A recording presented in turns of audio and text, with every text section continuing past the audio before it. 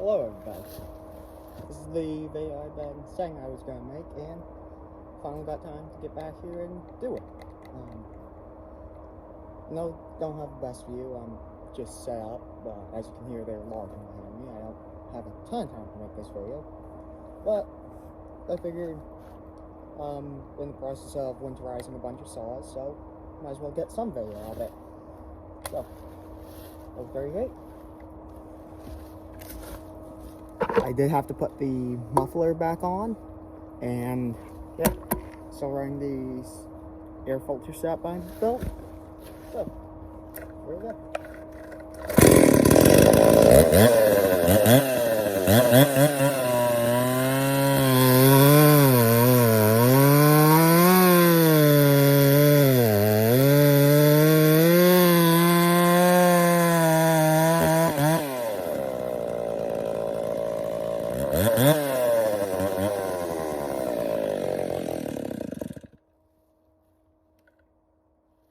So,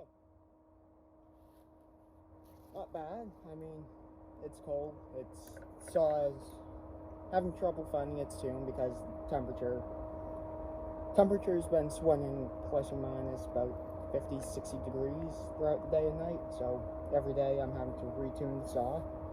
As you heard, I probably should tune the idle end just a little. Gave her a little bit of a squeak on the low jet, or the idle end. Low jet, as you heard, throttle response was pretty good. So, and why I'm cutting here today is,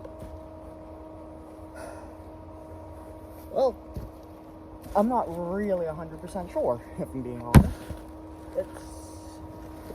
It's maple, I can tell you that much. Not quite sure what kind of maple. It cuts really weirdly for sugar maple, which is what the tree was up there.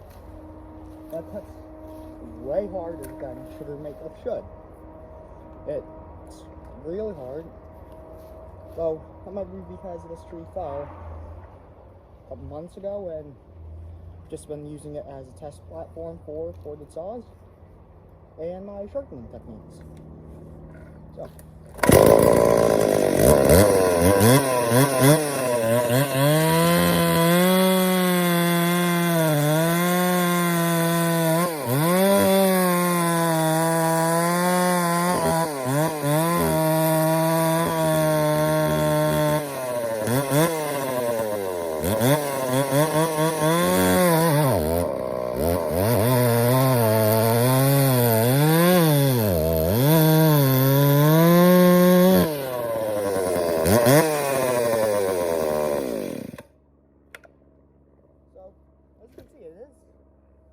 Actually a really nice running saw. It cuts all of as fast as a decent belt 372 or 044. It's definitely not the fastest saw, not the lightest saw, but keeping in mind what the saw is, how old the saw is, and what sort of condition the saw was in when I first got it, it's honestly a great saw.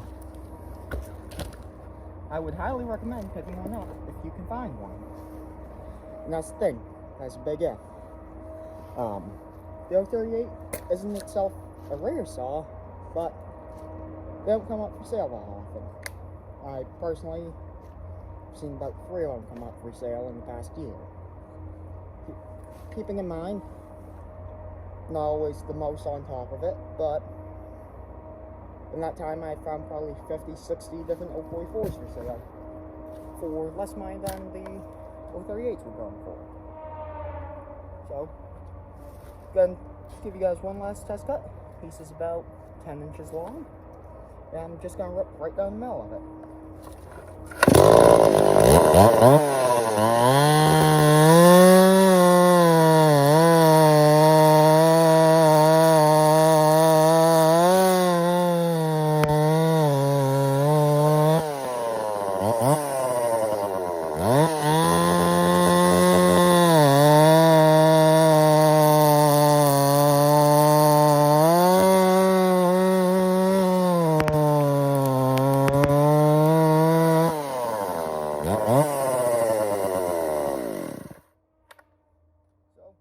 as you can see, the saw does have a fair amount of torque. It is a very nice running saw. It wasn't the easiest to port. I would maybe consider port one for a close friend if they were to ask. But they really don't need it. They run exceptionally well stock, especially the 68 and 72cc versions, which would be the 038 Super and 038 Magnum. You see? Okay. Solid maple. Not rotten wood or anything. You can see, cuts pretty damn straight. I file all my own chains. I've run Simonton squared round chain. It's nice. That's not my favorite.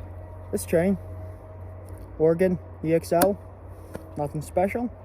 3/8, 050 gauge. Same chain you can get pretty much anywhere. One of the most common chains and one of my favorites. But I'll leave you with that image. And by the way, these are XL dogs. They're very nice, stainless steel, haven't rusted yet. Bar, it's 28-inch Samoa. I know it's upside down, but here you go. Japanese made. They're on the cheaper side, light bars at least. I want to say I paid about $90 shipped, which for a 28-inch light bar, that's cheap. This air filter, just regular Booney pod filter, custom 320 base, and New West, I believe, is the manufacturer. You can find these things everywhere on eBay. Just search up oversized West Coast clutch cover. Not the West Coast Saws clutch cover. Those clutch covers are very nice, but I personally haven't noticed a major difference between those and these clutch covers. These ones, the OEM ones, can be found for about $60 on eBay any day of the week. Yeah, they might be used, but you buy a $5 can of steel gray spray paint to go with it, and it's good as new. The only other thing I'm running that a lot of people don't run is a heat-tooth sprocket. The saw has more than enough torque, as you saw. Ripped that piece like it was nothing. And overall, great saw.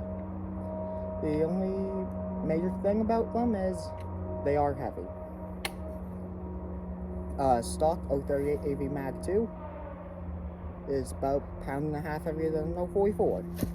044 also has a little less torque, but it's got a fair bit more horsepower. Enough where anyone will notice the difference right off the bat. But again, overall, they're great saws. They port very similarly to 272 XP Husqvarna, and it depends on the day. Personally, I have all of these. I wouldn't trade this for a 272 Husqvarna ordered any day of the week. But this saw also means a hell of a lot to me, more than, well, to most people. Most people, they just see the scabby old saw some dumbass is trying to run.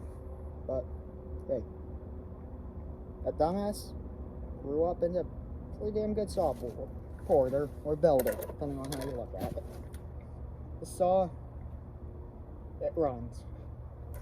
And to all my friends who had 044s, 046s, 372s, that were laughing at me for running this old relic of the past, not laughing so much anymore. The saw will outcut any 046, 032, 038, 044, 372. It'll even keep up with 572, and unless you're in smaller wood, where the 572 has a lot higher chain speed, the saw will stomp them into the ground. It's got a lot of torque. I wish you guys could experience it.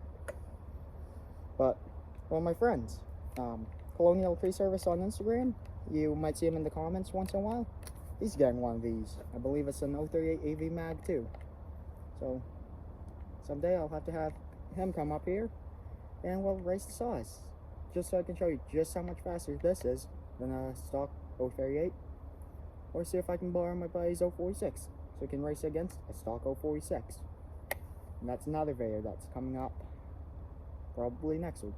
I'm getting my 046 back from buddy who has been using it to cut a lot of really big trees. I think he said the biggest was 48 inches in diameter at the stump swell.